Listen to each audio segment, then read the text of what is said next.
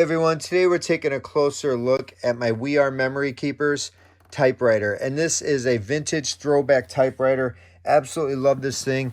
I love it functionally, and I love it as a decor piece. You can buy this and just display it somewhere in your house to give kind of a vintage vibe, or you can also use it to write personalized letters to loved ones or for cards or birthdays.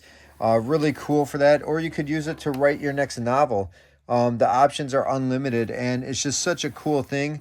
If you're from the era and remember these, or if you're not, to learn about them. If you have kids, just such a cool way to learn. And it works just like a good old-fashioned typewriter. You can scan this forward. You can roll the paper. I mean, how cool is this?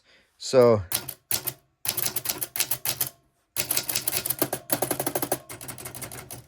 cool. And you can buy ribbon for this, of course. Let me just space it a little bit here. And you can buy replacement ribbon online. There we go.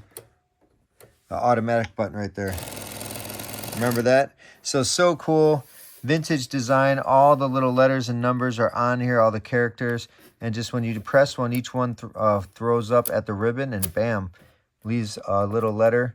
And just super cool. The ribbon has black and red, so you can have red writing. So you can change it right here.